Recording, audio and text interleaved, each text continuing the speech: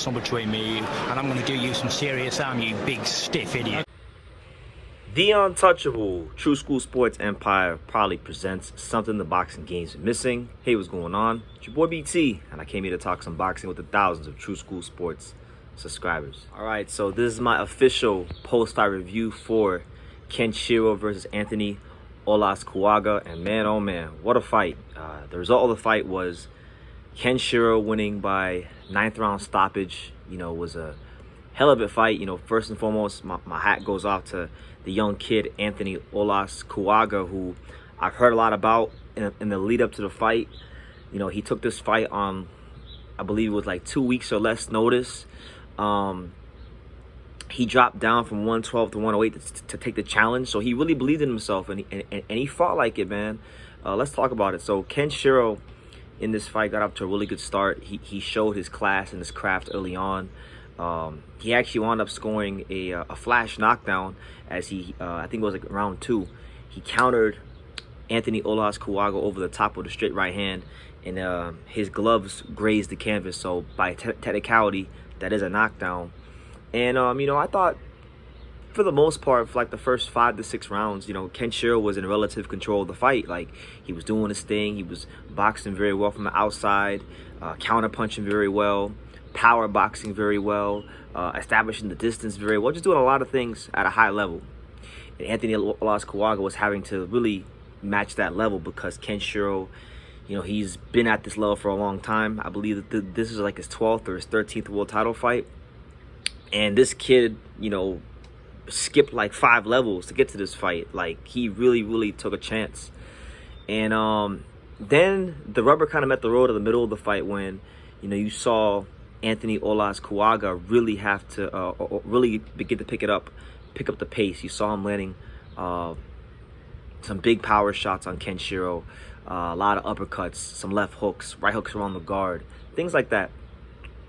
And the thing is, as great as an offensive fighter as Kenshiro is, and he's a great offensive fighter, you know, he does leave some things to be desired defensively. He can make some lapses. He's there to be hit at times. So Anthony Olascuaga capitalized on that and really started to push him and push him and push him. And as we got to the 9th round, going into that 9th round, it looked like if the fight were to continue, Anthony Olascuaga was on the road to becoming stronger, more dangerous, and maybe even stopping or hurting Kenshiro. It was trending in that direction. But Kenshiro, I think in this fight, once again, he proved his greatness to the world again. As he had a late replacement. As you guys know, late replacements, boxing history has shown us many times that late replacements can be very dangerous for the champions. Many fighters have lost their world titles to late replacements.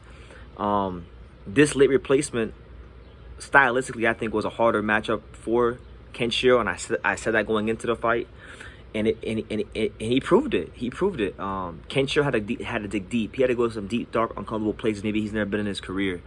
And when he went to those places, he knocked Anthony Olascuaga through the ropes, and he gets the 9th round stoppage. So first and foremost, shout out to this young man, Anthony Olascuaga, who in his 6th pro fight stepped up to the plate, dropped down from 112 to 108 to fight a guy that I believe to be one of the best pound-for-pound fighters in the world in Kenshiro.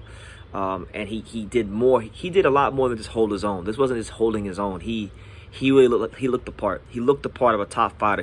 He looked the part of a guy that, with some more maturity, with some more seasoning, with some more development, could have some big things in store. Maybe he goes on to become world champion. So shout out to him. He's got nothing to hang his hat about. But this night belongs to Kenshiro. Kenshiro, once again, showed you guys once again, you know, he got knocked out by Masamichi Ibuki back in September 2021. And since that fight, he's just been on a warpath. He avenged the loss to Ibuki. He beat the brakes off of Hiroto Kaiguchi to unify the titles, and now he beats and takes the O of Anthony Olascuaga, who many people didn't know going into the fight. Truth be told, up until like 2 weeks ago, I didn't really know a whole lot about him, but the minute the fight got signed, I was getting phone calls and messages and people telling me about this kid, saying, BT, you don't understand, this kid can fight. You got to watch this fight. This is better than Jonathan Gonzalez. So then when I watched film on him, I said, yeah, I think it is going to be better than Jonathan Gonzalez, and he proved it today. So, you know, where does Kenshiro go from here? I think there's some interesting, attractive options at 108. Obviously, most notably, you have the Jonathan Gonzalez fight, you know, Kenshiro, I'm sure, does have ambitions to become a 3-division world champion. We'll see what happens. You know, I think that's a fight that should happen, and I think he beats Jonathan Gonzalez. I think Kenshiro, he's always going to be a fun fighter to watch because he's offensively so dynamic, but he does have some leaks in his defense that he's still cleaning up and working on. So it makes for an entertaining fight because even though he may overwhelm you with offense, the opponent's going to have their chance to really do what they want to do with him. But, you know, Jonathan Gonzalez will be a good fight. Truthfully, I think the move for Kenshiro, if he can't get those fights with the champions to go undisputed, I'd like to see him go to 112, you know, take on Sonny Edwards, take on Bam Rodriguez if Bam has any real intentions of staying at 112. I mean, I think there's some good fights out there for him. Julio Cesar Martinez, you know, things like that. But, yeah, honestly, I'll say it like this. This fight was so great. I was happy that I woke up in time for this fight. This fight was so great that I wouldn't mind if you get Kenshiro and Anthony Olascuaga to do a rematch maybe in like 2 years' time. You know, when maybe at 112 when this kid has some more experience and seasoning. Because, I mean, to take this in your 6th pro fight, nobody should ever question this young man. He's got balls down to his ankles, and he showed it tonight. But ultimately, in the end, Kenshiro was a little too experienced, a little too sharp, and just a little bit too motivated at this point in his career. Listen, Kenshiro slipped up in 2021 when he lost to Yabuki. He doesn't want to repeat of that, and ever since that fight, you know, he's been knocking everything out in sight, and he's been fighting some top competition. I think if you were to look at all the fighters in boxing right now, there's a legitimate argument to be had that there's no fighter in boxing right now over the last 3 fights who's in better form than Kenshiro. I mean, he's got some real momentum on the side. So shout out to him. And I'll end the video on this note.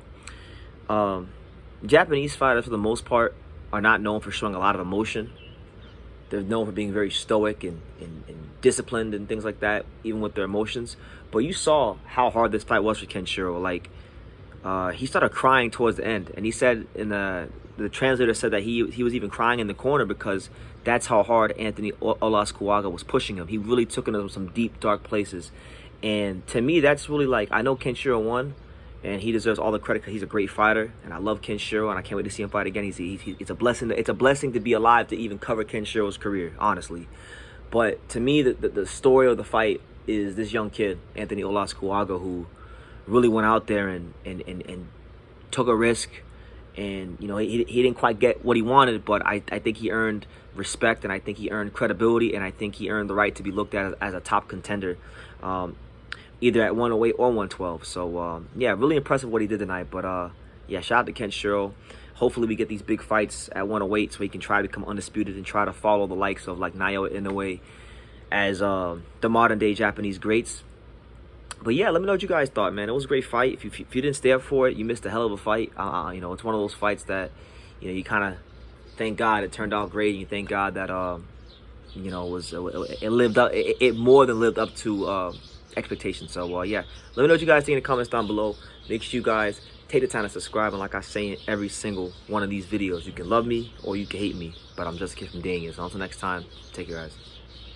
Thank you for watching another video on the untouchable True School Sports Empire. For more great boxing content just like this video, click right here and make sure you subscribe. Much love from sunny South Florida.